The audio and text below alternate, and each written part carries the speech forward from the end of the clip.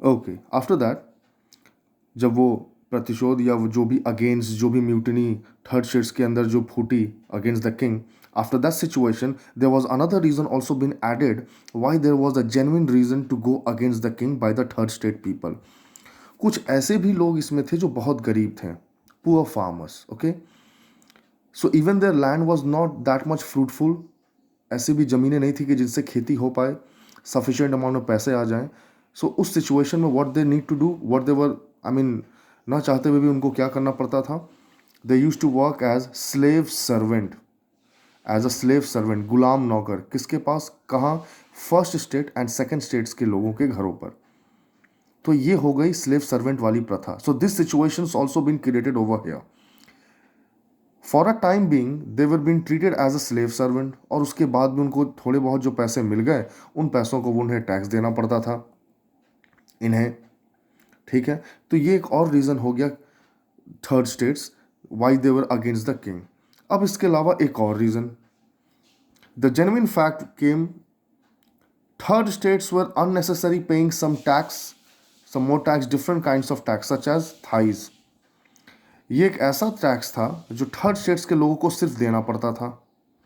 ठीक है, third states में जितने भी लोग थे, ये वो पैसा फ्रांस को नहीं दे रहे हैं, वो यहाँ की सरकार को नहीं दे रहे हैं, वो ये पैसा क्लर्जी पीपल को दे रहे हैं, जो चर्च के लोग हैं, जो फर्स्ट स्टेट्स के लोग हैं, सबसे रिचली पीपल लोग हैं, वो इनको पैसा दे रहे हैं।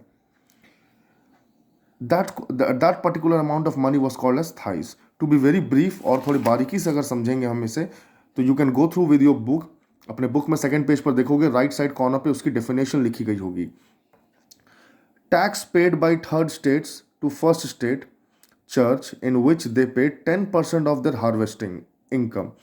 यानी जो भी फार्मर्स थे, उनका जो भी इनकम, जो भी हार्वेस्टिंग इनकम, जो भी खेती बाड़ी फसल से होता था, जो बेचकर उनके पास जो अमाउंट आता था, उसका 10% हिस्सा वो चर्च के लोगों को देते थे, यानी फर्स्ट स्टेट्स के लोगों को देते थे।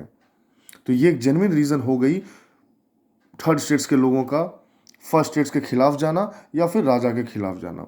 एक और किस्म की टैक्स ऐड कर दी गई लुइस 16 के द्वारा, that was called taille, direct tax.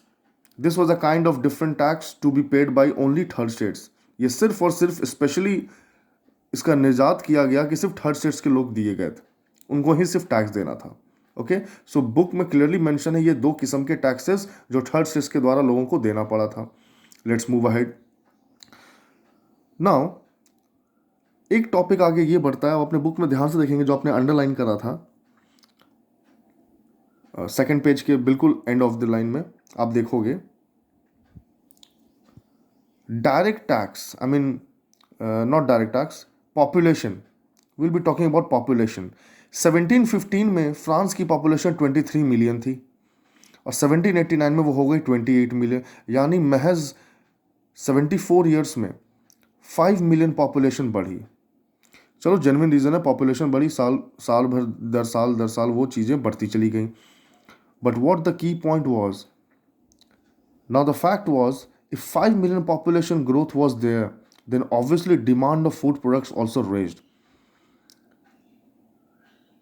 अब जैसे जैसे पॉपुलेशन बढ़ती जाएगी, जो रिसोर्सेज हैं, जो फूड मटेरियल्स है, जो खाने की उत्पादन की जो सामान है, जो चीज़ें हैं, उसकी भी डिमांड बढ़ेगी, बढ़ेगी, ऑब्वियसली बढ़ेगी। But unfortunately what happened exactly during that period, इन सालों में, इन दरमियान, जो ये 74 ईयर्स का जो ड्यूरेशन था, during that period, crops production was not yielded or produced as faster as population got increased. Population तो यहाँ बढ़ी 5 मिलियन बेहतर तरीके से, लेकिन उतनी बेहतर तरीके से प्रोडक्शन नहीं हुई इन 74 ईयर्स में। ठीक है, सिर्फ पॉपुलेशन अच्छे तरीके से बढ़ी 5 मिलियन, लेकिन प्रोडक्शन नहीं हुआ। रीज़न, सबसे नीचे तबके के जो लोग थे, जो फार्मर्स थे, उनसे तो आप टैक्स वसूल रहे हैं, उन्हें तो आप स्लेव सर्वेंट की मजदूरी करवा रहे हैं, तो खेत पर ये एग्रीकल्चर प्रोडक्शन करेगा कौन? और जो कर भी रहे हैं rich farmers, they were not sufficient enough, उनकी प्रोडक्शन सही नहीं हो रही है, तो वो लाएंगे कहाँ से पैसे? तो उनके सर्वाइवल पे क्वेश्चन मार्क आ गया। ठीक है, तो यही यहाँ कहा जा रहा है कि जैसे जैसे पॉपुलेशन बढ़ा, उतनी तेज़ी से प्रोडक्शन इंक्रीज नहीं हुआ। Second point, at the same time, poverty got introduced in France. Poor became more poorer and rich became more richer. इसी दरमियान इन्हीं 74 ईयर्स के समय जब प्रोडक्शन सही नहीं हुई, फ्रांस में गरीबी भी इंट्रोड्यूस हो गई इस हालात को देखते हुए। And what exactly happened, that poor became more poorer and rich become more richer. So this was a situation which was prevailed in France. ये हालात शुरू हो गए फ्रांस में। Another mishappening occurred when all the production of crops got in drought and crops got devastated. इस पर और उनकी स्थिति और बदतर कब हो गई, इसी दरमियान, इस पूरे सिचुएशन के दरमियान थोड़ी बहुत जो फसलें अच्छी हो रही थी, लेकिन due to bad weather condition और ड्यू टू बैड सर्कमस्टांसेस सूखा पड़ गया, ड्रॉट यानी सूखा पड़ गया, एंड क्रॉप्स गॉट डिवास्टेड और फसलें सारी बर्बाद हो गई। इस हालात को देखते हुए एक सडन इम्पैक्ट जो फ्रांस के ऊपर पड़ा वो था, आप अपने बुक में देखोगे, अब आओगे थर्ड पेज पर, थर्ड पेज के राइट साइड में यहाँ एक डेफिनेशन लिखी होगी इस वर्ड का, subsistence crisis. What exactly is the meaning of subsistence crisis, ध्यान से देखोगे। When food and other stuffs of people were not met due to the cause of economical crisis, daily basis needs were not fulfilled, called as subsistence crisis.